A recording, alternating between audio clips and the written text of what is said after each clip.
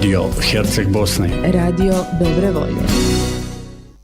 10 sati i 37 minuta. Pred sami kraj smo jutarnjega programa. Cijenjeni slušatelji, najavljivali smo par događaja. Imamo još jedno zanimljivo za najaviti.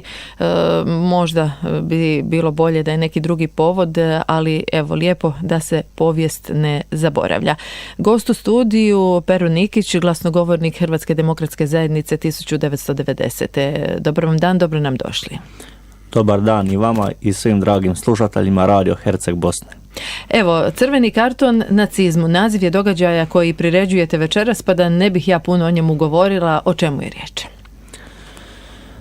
Danas se obilježava Međunarodni dan sjećanja na holokaust. Mi današnjom manifestacijom želimo se prisjetiti žrtava holokausta, ali i svih drugih žrtava koji su stradali poradi ideologija, kako nacizma, tako i svih drugih totalitarnih oblika. Jedan veliki mislilac jedne prilike kazao: sve ideologije ovoga svijeta nisu vrijedne plaća jednoga djeteta. Ljudski život i sloboda imaju najveću vrijednost. Mi, kao generacija 21. stoljeća, imamo kolektivnu zadaću, a svi individualno pred sobom odgovornost u toj zadaći da stvorimo i izgradimo platformu miroljubivog suživota u kojem ćemo se poštivati, međusobno uvažavati i gdje ćemo sva otvorena pitanja rješavati kompromisom i dijalogom, a nikako militarizmom. U tu svrhu HDZ 1990 danas organizira tu manifestaciju kojom želimo upravo skrenuti svijest i prisjetiti se na sve žrtve. Na tragu toga, evo, kao što kažete, i večerašnji događaj, središnji događaj, bit će upriličen u zgradi Središnjice. Što to priređujete javnosti? U sklopu manifestacije Crveni karton nacizmu imamo cjelodnevne događaje. Želim prije svega napomenuti da će mladež Hrvatske demokratske zajednice 1990 danas na ulicama Mostara razgovarati sa prolaznicima i dijeliti transparente u obliku crvenog kartona nacizmu. A kako vi rekoste, središnji događaj manifestacije će se dogoditi večeras u 18 sati u zgradi HDZ-a 1990. Tada ćemo naime emitirati film Pijanist, koji je Oskarom nagrađeno djelo poznatog i velikog filmskog redatelja Romana Polanskog. Film svjedoči o torturi židovskog naroda tijekom 40. godina prošloga stoljeća u vrijeme Drugog svjetskog rata, konkretno odnosi se na Varšavski geto. Izabrali smo taj film s obzirom da je primjeren na današnju obljetnicu. Svakako, evo, trebali sa sobom ponijeti crveni karton. Pretpostavljam da je ova projekcija besplatna. Šala za crveni karton, evo. Naravno da je besplatna. Večerašnja manifestacija je javna i svi su dobro došli pokazati crveni karton nacizmu.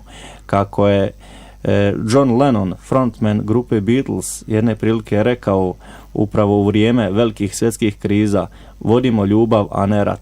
To je moja današnja poruka i ja pozivam sve drage slušatelje Radija Herceg Bosne da nam se priključe večeras i da skupa, gledajući film, prisjetimo se žrtava holokausta. Evo, spomenimo još jedanput da je taj događaj u 18 sati u zgradi Središnjice HDZ-a 1990. u Mostaru. Treba li doći malo ranije da se možda ne stvori neka gužva? Hoće li biti dovoljno veliki prostor ili možda ako bude potrebe da se ponovi ovaj film ako večeras bude tolika zainteresiranost? Naravno da ćemo o svim solucijama večeras i ukoliko bude, dakle, pretjerana gužva, nije problem, ja ću prvi koji će svoje mjesto ustupiti vama ukoliko dođe. Hvala najljepša. Evo, dakle, rekli ste da će mladež HDZ 1990. danas biti na ulicama Mostara, razgovarati s građanstvom i dijeliti crvene kartone nacizmu.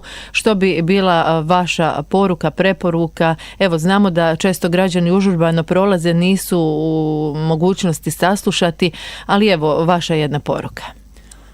Dobro ste rekli da građani užurbano prolaze užurbano s opravdanjem. Na njihovim licima su, kako je to kazao Dobriša Cesarć, brige. One žure za svojim životnim problemima, ali svakako vjerujem da ćemo mi svojom kreativnošću i ovom akcijom privući njihovu pažnju i da ćemo im uspjeti skrenuti pažnju na današnju manifestaciju i obljetnicu. Hvala vam najljepša na ovom gostovanju. Do nekog ponovnog susreta, povoda, lijep pozdrav, do slušanja. Hvala, također svako dobro želim vama i svim vašim slušateljima. Cijenjeni slušatelji, s nama je bio glasnogovornik HDZ-a 1990. Pero